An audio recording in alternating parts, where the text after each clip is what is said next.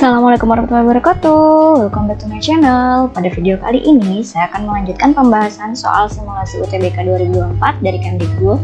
Nah, kalau pada video sebelumnya yang dibahas adalah soal subtes pengetahuan kuantitatif, pada video kali ini saya akan membahas soal subtes penalaran matematika. Nah, untuk soal penalaran matematika kali ini akan saya bagi ke dalam dua part video. Jadi di simulasi tryout tersebut ada 10 soal. Ada dua bagian soal, 1 sampai 5 itu soal tentang biang lala, dan nanti 6 sampai 10 itu soal tentang diagram lingkaran. Pada part pertama ini akan dibahas soal biang lala terlebih dahulu. Jadi silakan disimak baik-baik. Soal yang pertama, sebuah biang lala atau Ferris wheel bertitik pusat di P 0,0. Titik P berada pada ketinggian 35 meter dari permukaan tanah. Jadi dari titik P ke permukaan tanah ini 35 meter. Nah, ini 10 meter, berarti di sini 25 ya. Jari-jari sama dengan 25. Oke, setiap penumpang biang lala naik dari titik terbawah yaitu titik D. Dalam waktu 5 menit, setiap penumpang biang lala telah menjalani lintasan sepanjang 125 meter, 125 per 4 meter. Sebuah lampu dipasang pada suatu titik di biang lala.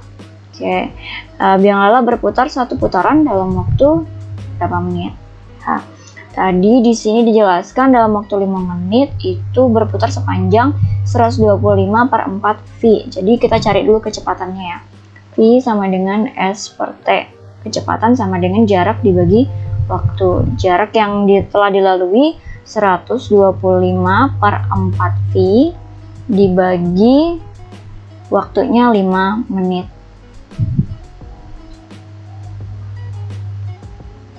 Oke, 125 per 4 dikali 1 per 5 ya, karena dibagi 5 berarti dikali 1 per 5. 125 V per 4 dikali 1 per 5 menit sama dengan 125 bagi 5, 25 per 4 V per menit. Jadi kecepatannya adalah 25 per 4 V per menit. Nah, sekarang berputar satu putaran itu berapa menit butuh waktu? Satu putaran itu berarti kan satu putaran itu sama dengan keliling lingkarannya ya. Keliling lingkaran. Keliling si biang lala ini. Kelilingnya berapa? 2 VR. 2 kali V kali R. R-nya tadi 25 ya, karena di sini ada keterangannya titik P itu berada pada ketinggian 35 meter dari permukaan tanah. Nah, dari sini tanahnya dari sini ke sini 10, berarti sampai titik P tadi 35, maka P ke D ini 25. Jadi jari-jarinya 25, maka satu putaran itu adalah 50 V. Jadi satu putaran jaraknya adalah 50 V. Nah, sekarang ditanya berapa waktu yang dibutuhkan untuk satu putaran. Nah, berarti T-nya yang ditanya ya. T sama dengan jarak dibagi kecepatannya. T sama dengan S per V. S-nya tadi 50 V ya, karena diminta satu putaran. Kecepatannya 25 per 4 V per menit. Jadi 50 ini dibagi, langsung kita balik aja ya, jadi perkalian 4 per 25. V-nya habis.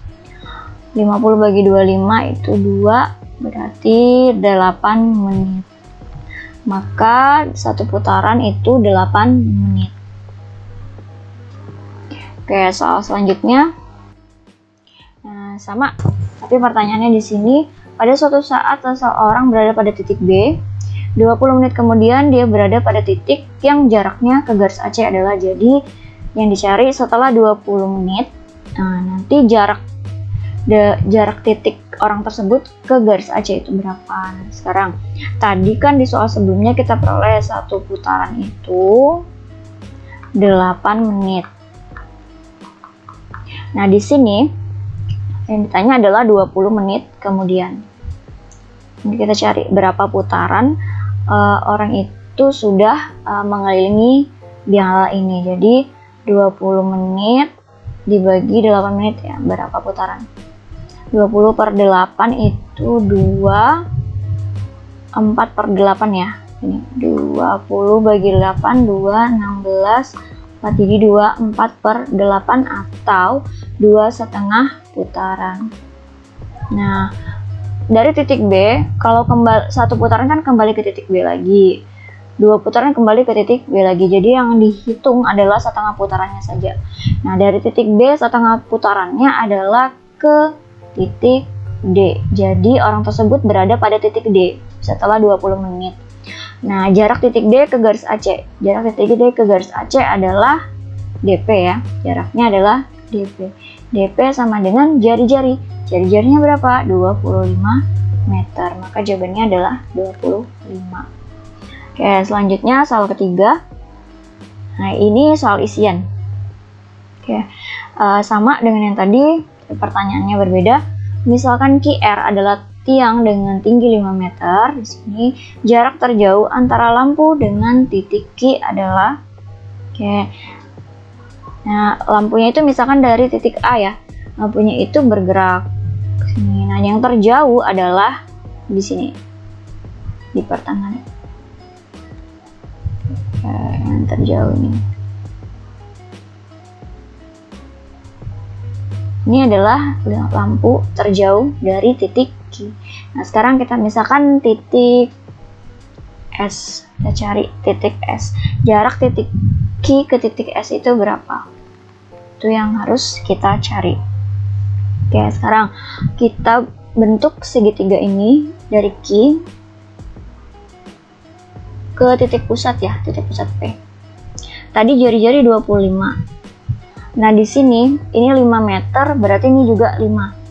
Misalkan ini S, R sudah ada T. Misalkan ini titik E. Kita gambar dulu segitiga E. Segitiga E, Q, P. Oke. Nah, ini siku-siku ya, segitiga siku di E. EQ itu adalah ini sama dengan TR, berarti 40 meter. Nah, sekarang PE. Di sini 25, P ke D 25, D ke E itu 5 ya. Karena apa? Karena tadi ini 10, di sini 5, berarti di sini sisa 5. Maka 25 tambah 5 sama dengan 30. PQ adalah 50. Nah, QS itu adalah PQ ditambah PS. PQ 50 tambah PS itu merupakan jari-jari, berarti PS sama dengan 25. Maka jarak terjauh antara lampu dengan titik Q adalah 75 meter. Oke, selanjutnya soal keempat. Pada saat jarak lampu ke titik Q mencapai nilai terpendek, nilai terpendek jaraknya tadi yang paling jauh di sini, berarti yang terpendek di sini ya.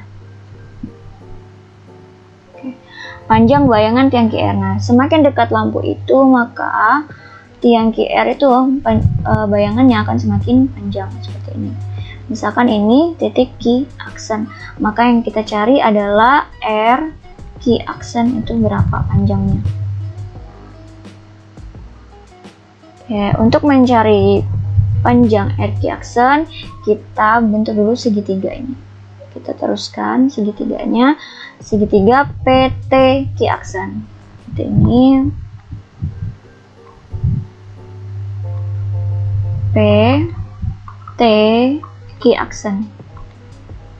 Nah, di sini ada Q, R ya. Di sini R Q. Misalkan RQ aksen itu adalah X. Nanti RQ aksen itu yang kita cari. P ke T, jarak P ke T tadi 35 ya, 35. Sekarang T ke R 40, QR-nya 5. Kita pakai konsep kesebangunan. Pertama, perhatikan segitiga yang kita gambar aja deh. Segitiga yang besar itu kan T, Q, P, Q aksen. Kalau yang kecil R, Q aksen dengan Q. Di sini PT tadi 35, ini 5. T ke Q aksen itu 40 ditambah X. QR ke key aksen itu X, ini yang dicari. Nah sekarang tinggal kita cari X-nya. Caranya pakai konsep kesebangunan, QR banding PT itu sama dengan R key aksen berbanding T key aksen. QR itu 5 per 35, R key aksen itu X yang dicari banding T key aksen 40 tambah X. 5 per 35 sama dengan 1 per 7, X per 40 tambah X. Tinggal dikali silang, 40 tambah X dikali 1, tetap 7 kali X 7X. K40 sama dengan 7X dikurang X sama dengan 40 itu sama dengan 6X. Nah, X nya berapa? X sama dengan 40 per 6. 40 per 6, 6 ya, 36, 4, berarti 6, 4 per 6. 6, 4 per 6 disederhanakan menjadi 6, 2 per 3. Maka jawabannya adalah 6, 2 per 3. Oke, selanjutnya masih biang lala yang tadi. Misalkan titik U pada tanah adalah bayangan titik Q oleh lampu ketika bayangan tiang QR paling pendek. Titik U, ya, bayangan QR paling pendek itu menandakan bahwa lampunya yang paling jauh, lampu terjauh. Jadi lampu terjauh di sini ya. Kita gambarkan.